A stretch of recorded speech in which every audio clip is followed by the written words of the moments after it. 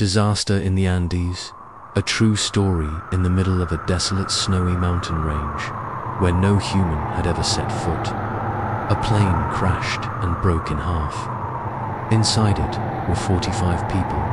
No food, no rescue, no way back, and they were there for 72 days.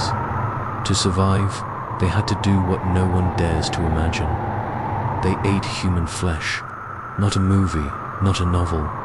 This is a true story. The shocking accident of 1972. The tragedy of Flight 571 in the Andes. The doomed FL-aged Theo plane dove into the clouds, shaking violently.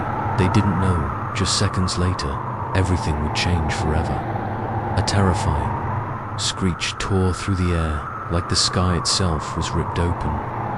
Then came a thunderous crash, as if lightning struck right beside them, and the plane bounced off the snowy surface. The fuselage screeched as it slid down the slope, twisting like a wounded beast.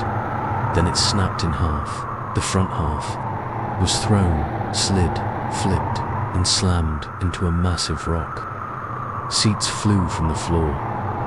Bodies slammed into walls. Blood splattered across the blinding white aluminum.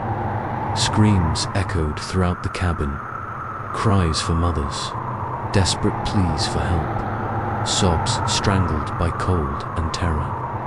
One person was sucked out through a crack in the fuselage, plunged into the abyss, vanishing without a trace.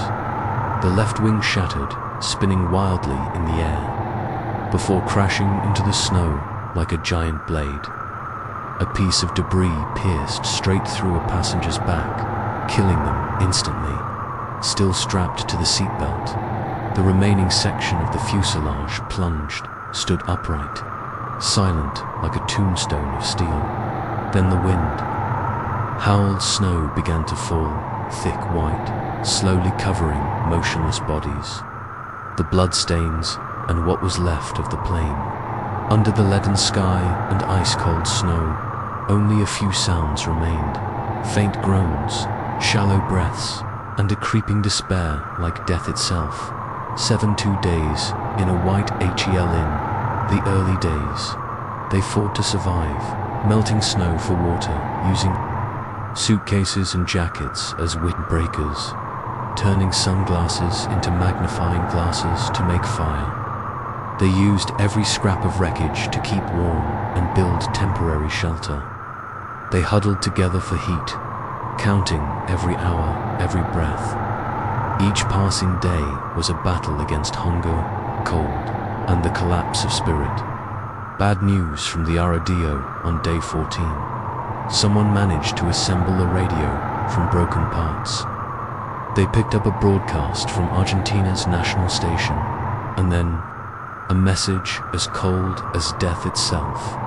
The search and rescue mission has officially ended. No one can survive 2 weeks in the Andes. Silence fell. Someone cried. Someone else sat motionless, like stone. And one quietly laid their head down, never to rise again.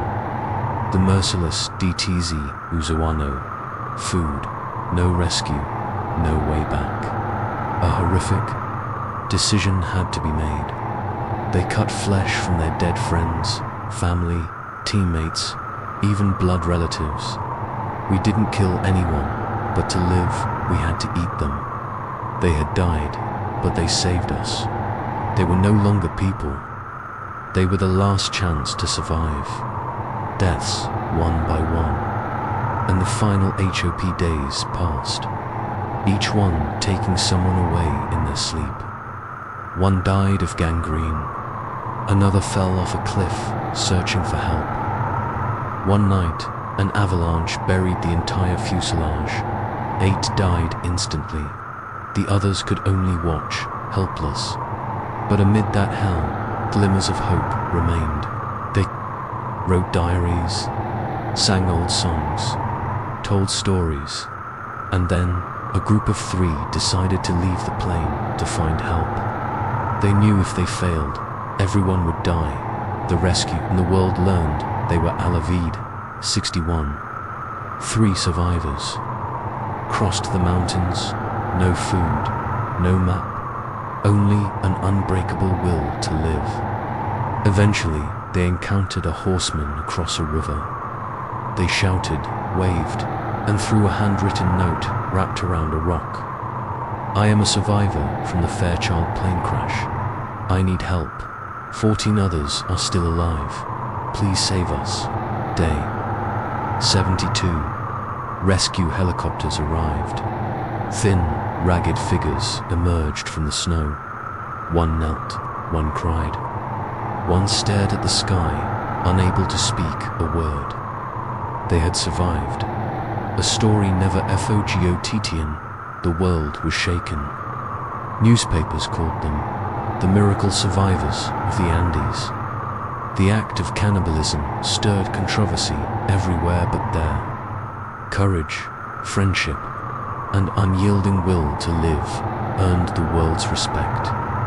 One man said at the press conference, "We didn't survive on human flesh. We survived on the love of those who had died. They gave us the chance to return home."